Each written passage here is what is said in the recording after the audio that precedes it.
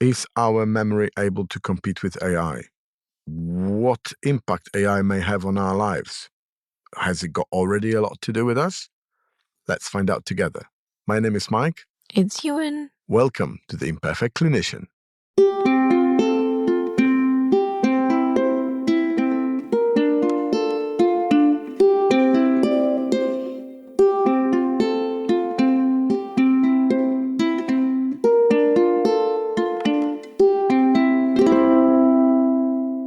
It's hard to forget. We have things stuck in our head that either impacted us greatly or can be attached to some sort of detail our brain hangs on to. Now, we notice that when we grow up, we try to remember our first memory, and we then sort of stick to it in a way, I guess. And because we do occasionally come back to it, that's what appears to stay our first remembered thing forever. But often those memories, those very first memories, are influenced by stories of our relatives, those who witnessed those events and those who had some sort of opinion on them. So it's not as clear-cut as, this is the first thing I remember, because it could have been impacted by others. Do you remember your first memory ever, Yuen? I do actually, and it is exactly like you said. My memory was impacted by what I was told. So whether it was a memory in my head from what I remembered, or whether I piece that memory together based on what other people are saying, I'm not sure. And I don't think I'm able to identify or separate those two. So for me, the first memory was quite a traumatic one, actually. When I was little, my sister, who is a couple of years younger than me, apparently she was sitting on a baby chair on the dining table. And I was playing with her, and then I pushed the baby chair backwards and she fell.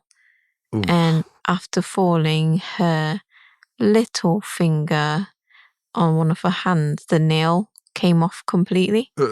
So we had to take her to A&E. And I don't know whether I only remembered pulling the chair backwards and everything else felt like a blur, just bits of it that I remember. And then my mum obviously just pieced the rest of it for me, because I don't know whether I was too guilty about it, but that was the first memory that I remember. Well, in my case, I don't really remember that much when it comes to my early youth until I'm about probably, 8, 9, maybe some bits from when I was a little bit younger than that.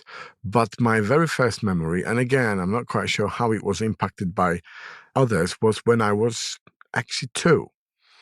And I often wonder if it's possible to remember that early. Or maybe it is a story told by the parents that we sort of decide to choose as our first one ever. I don't know. But mine was about a bus, a toy bus that I got from a Romanian family when my parents went with us on holidays, with me, that there wasn't my sister even planned then. And we went to Romanian family, and I remember being in the home. I don't know whether it was even a house or an apartment. I remember a room. I remember the beautifully crafted lace tablecloth. There was an old cupboard, old wooden solid cupboard with hand-painted plates and jugs inside. I remember a picture on the wall. Funny, I remember the frame, but I can't really remember what was on the picture. There was a round carpet. If I remember correctly, it was dark red. And that bus that I got from them, I must still have somewhere, maybe back in Poland. I remember from later that it was Majoret brand, and it had a white roof and a blue bottom half. And I'm not sure, was it an illusion? Was it a story told by the parents that we sort of adopt as our first memory? I don't know, but I remember the room, I remember the bus. Probably some bits are mixed with the stories that we learned later about it. But that sort of illusion, those memories, just shows us how well our memories define us. Do you remember more good things or bad things, Yuen? I think I remember a combination. I've never thought of balancing or gauging one against another, whether I remember more of one or not. But when I started my journey to look at baggages in the past, like we mentioned in season 1, I noticed that the things that I held on to, that I was not able to let go, was more of the negative memories or negative experiences. I'm sure the good things shaped me in the process, but I want to say the more unpleasant memory and perhaps how I learned to let go and how I bounce back from those shapes me more. It can be, for example, societal or parental expectation on results. And when I think about those, I feel quite helpless at the time when I'm at that age. But now I'm able to reflect with a little bit more years and more experience in my current state. And I can always see one way or another good intention where it's coming from, even though the impact might not be great on me then. So for you, in that respect, the reflection on it is trying to explain what happened and what was the reasoning behind it. Is that how I read it? Yeah, and also how does that change me? So, for example, with the expectation, how does it influence me as a person? Because of that, it makes me more of a high achiever or striving to overachieve or to be perfect all the time. And when I'm able to understand those, I'm able to understand what is driving me now and how can I improve on those? Because I don't want the fears to be in my driver's seat. I would want purpose to be my driver's seat.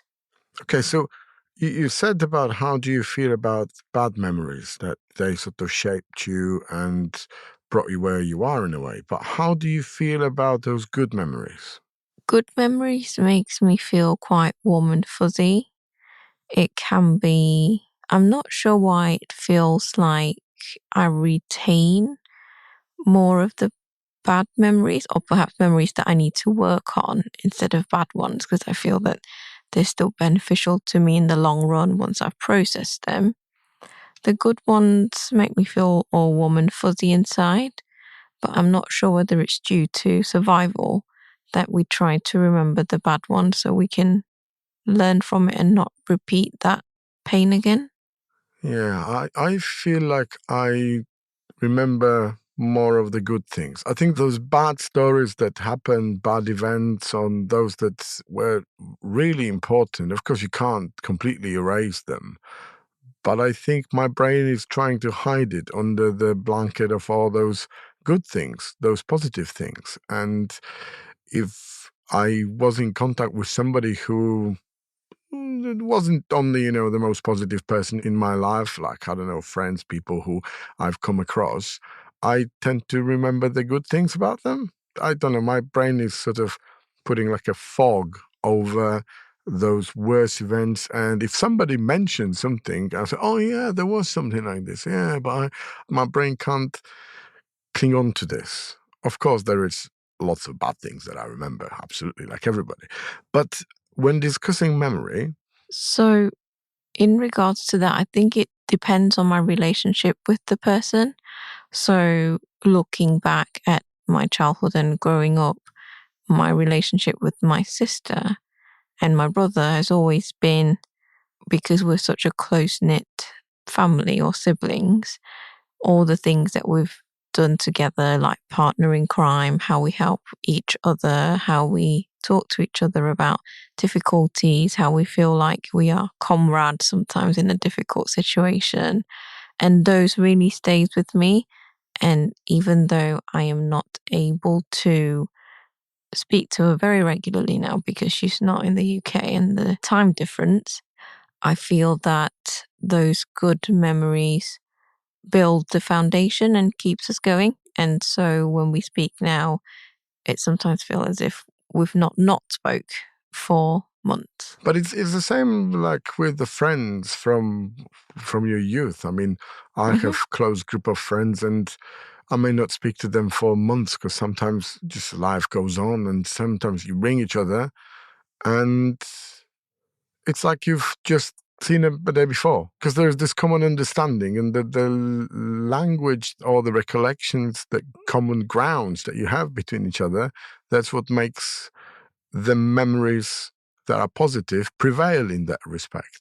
Yeah, and I think it's a privilege to be able to find friends like this, and I'm always grateful that I have friends from high school that we kept in touch. Like you said, we don't speak to each other regularly, but when we do, it felt like we weren't apart. Yeah, true. And I think that when you are in the forming years, so in your teenage years, those friendships have got least interest in them. These are the friendships that we want to keep dear in our heart because nobody was dependent on anybody else. We just liked each other and we found common language that resonated between each other, and that's where we stay. But when discussing memory, I often like to quote Lost Highway, a movie by David Lynch, where the cop says, "Do you own a video camera?" And Renee says, "No, Fred hates them." And then Fred says, "I like to remember things my own way." And a cop goes back to him and says, "What do you mean by that?" And Fred says, "How I remembered them, not necessarily the way they happened." And I think this is the trick that memory does on us. Is that how memory works? How elusive it is? Remember that it forms our experience and often defines our relationships with others and other ideas. And that got us thinking, can it be programmed? It certainly is happening now. When you look at AI, for example, the machine learning or later expanded into deep learning, latest AI algorithm uses backpropagation, which tests for errors from output to input. So AI does not really make mistakes, not in our sense, not in our understanding. It can be incorrectly programmed, but the algorithm is followed with there's no regrets, no hesitation. So just get this. If one AI system learns an answer to the problem, it can instantly share it with others. So we don't stand a chance to compete on that level. Does artificial intelligence scare you? So what do you mean we don't stand a chance? In what way? Well, I think it is all quite gloomy in that respect that when it comes to analyzing data, when it comes to learning, we are never going to be as fast as a machine because we need more time to reflect on things. We need more time to position in our memory to make logical connections between, and we are capable of more complexity, but that doesn't always equal the time in where the conclusions can be drawn. So I think when you break it down to digital or hard skills and analog skills that we've mentioned in season 1, perhaps the hard skills or the clinical side of things or the digital part, AI can help. But looking at implementing culture, working with people, motivating people, I think AI is still quite far off from that. And this is where us, whether in the healthcare sector or in any other sector, this is the part where us as human beings then come together to understand collaboration, to understand working with each other, to understand problem solving, and I'm sure working closely with AI because it's inescapable. It is part and parcel of our life. It's here. It's Now. There's no merit in denying it. I mean, Yeah. it's here and more often than we might even consider. But it all appears quite gloomy. But one thing, just like you said, AI will take longer to learn, is the true analog feelings, the true sort of acoustic way of perceiving the world. Does it provide hope for us? Maybe. We don't know, as this is the area of absolutely astonishingly unbelievable progress that we do not quite fully understand, nor can we understand the consequences or impact on us. At the moment, we are still in control of the memory, and there is less and less to remember if you think about it. So access to data becomes easier every day. There's no need to remember dates, quotes, people. Everything's got a diary. Everything's got, you have your Wikipedia in your watch or whatever. Everything is available. You don't need translators anymore because you are able to use Google Translate or any other engine that would help you communicate with others. And we use it now on a daily basis. Maybe not every day, but it's becoming more and more popular. It makes finding relevant info harder, but also through that access, it gives great opportunity for getting things right. There's no need to remember, but one thing we need to learn is how to search for relevant information. So that is going to be a highly prized skill on how to plow through the information that's going to be useful, and how to present a relevant question to search engine will be a very, very useful skill. Yuen, do we stand a chance with AI? Yes, I don't think we should approach it with us versus AI. It should be us working with AI. I think so. And you mentioned about presenting a relevant question to the search engine or posting question on an AI app, for example.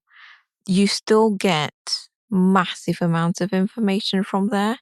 So how do you possess the critical thinking to assess the information in front of you and prioritize, and based on the data that you have received, maybe this can be programmed further on, which one is reliable and which one isn't? Because like you said, there is a vast amount of data out there. How do you narrow it down, and how do you make it? And what's relevant? How do you pick it? Yeah. How to scour through it? Absolutely. That is, I think, where critical thinking comes to play. So we are still able to do that, or is it all done for us? I think we want to stay clear for now of a bigger discussion what it means to humanity and all the societies as such, but in hands of people of science, and clinicians happen to be them as well, willingly or not.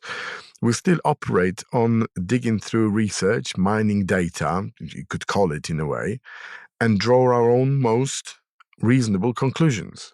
But remember, despite all the data, we still use feelings to choose the answers, and even more feelings if we were to present it to others.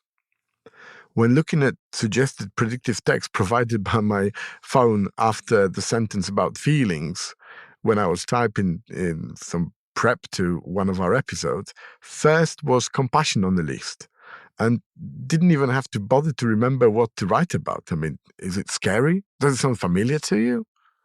Yuen, how do you see yourself competing with AI? Because you said we should work with it. And I believe that this would be the best course of action for the greater good of humanity. But you know how working for greater good turns out in history. It's usually misappropriated by people, organizations, nations to their own benefit and advantage over the others. How do you see opportunities for your team? I think ensuring that everyone in the team, whether it's leaders or team members, to have a digital mindset is really important. Everyone's consuming media at enormous rate, faster than ever, I would like to say. So tapping into those intelligence or data analytics and using those tools, because I want to see those as tools. That's why when I say working with AI for that reason, to engage with people, engage with patients, engage with population, increase awareness, increase understanding. Convey the message. Yep, and allow conversations to happen in a more productive manner. I think it's important for us to be equipped with that. This feels like there is a link with our first ever episode, in season 1 about analog skills. Yeah, I think, we're going into feelings department here, and those skills that we can not necessarily read in a book about, those analog skills. I think AI may not be yet ready to discuss the feelings in a meaningful and, more importantly, authentic way.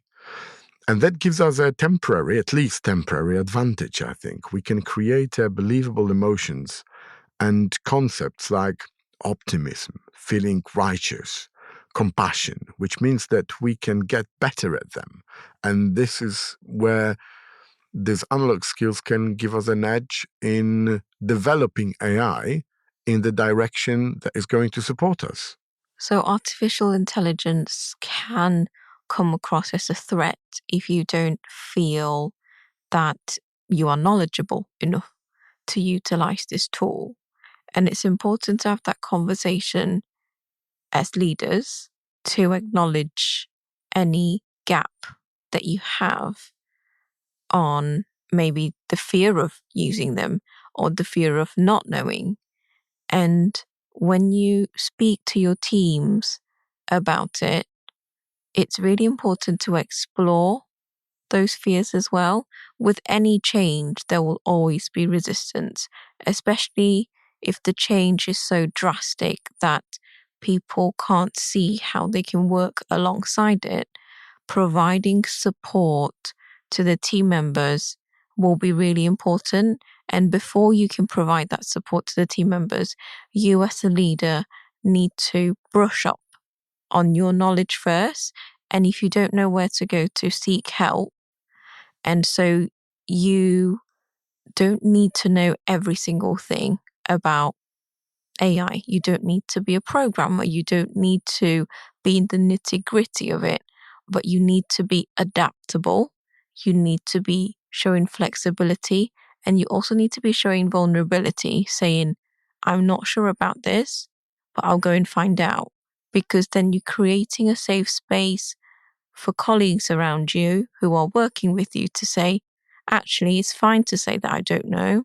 It's fine to say that I'm scared about it now, but we will work together towards a vision that in X amount of time with Y amount of training and support, we will get there as a team. And this is what we will do with this AI tool.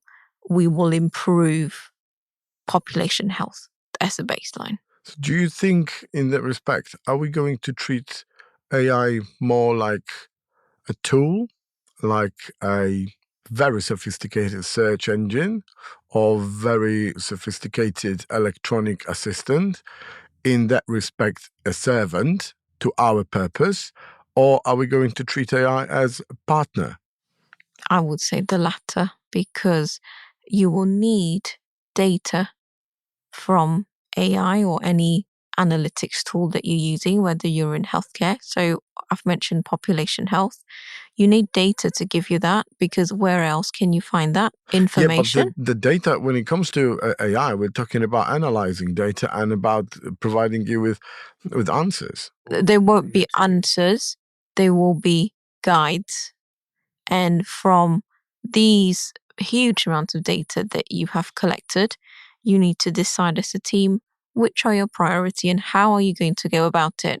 And that means collaborative working with secondary care, with tertiary care. And these are the things that AI can't do at the moment. So working in partnership. I think also it is a responsible thing from the leaders to care about the people, care about how people approach the change, and to provide support, like you mentioned, will be vital in making sure that people understand where they can fit in the new world. And it is a new situation for all of us. It's a big shift comparable to having a mobile phone or work on a computer all of a sudden instead of on paper. I think that this is where the new generation of people living just with AI will never understand what it's like to have such massive change ahead of them. I would class myself as a generation that grew up analog but lives in a digital world. So I have got a bit of a comparison of both. But newer generation, people younger, 20 years younger than me, they never experienced, metaphorically speaking, exaggerating a bit, pen and paper. They've always been on the phone, on the computers or tablets. So that is that scale of change, I think. And as long as we use it to benefit others, I think it might be a progress. I truly hope it is. And I think it's normal for you as a leader to see defensiveness, to see people going, don't want to deal with it, or people who get defensive. Don't take it personally. It's just their fear talking. It's not a response to you. It's just a response to the change in the system. And as long as you lead the conversation in a compassionate way, showing curiosity and providing support, you are on the right track. Yeah, and if you want to find out more about change and preparing for change, we've got a double episode in the beginning of this season, so you can always go back to it. But yeah, what are your thoughts about AI? How is it going to impact you? Or maybe you are already working with AI closely. Yeah, absolutely. There might be plenty of scenarios, and we'll be very happy to understand more because this is a new area where everybody's learning. And I'm looking forward to that. Not without reservations, but I hope that it all ends out well. I hope that the AI is going to be smarter in generating positive outcomes than people with bad intentions.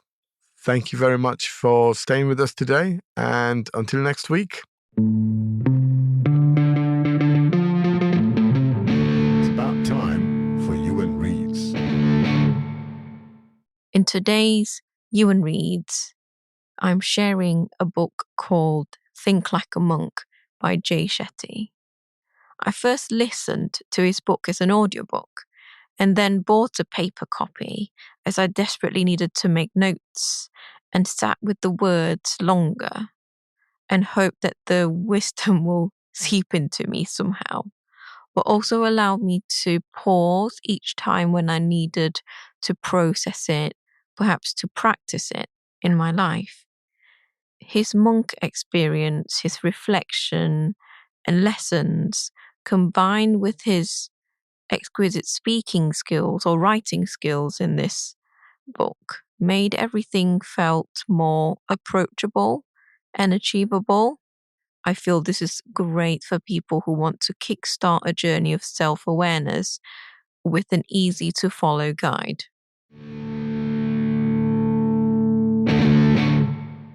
Thank you for listening to the Imperfect Clinician podcast. Grow and learn with us using our experience and flaws, just like we'd learn every day about ourselves. The best way to support us is to hit that follow or subscribe button. Thanks for your participation in our socials. We take to heart the ratings, reviews, and comments. The best way we can repay you is by making this podcast better and by reaching and inspiring more people like you, like us. Until next time.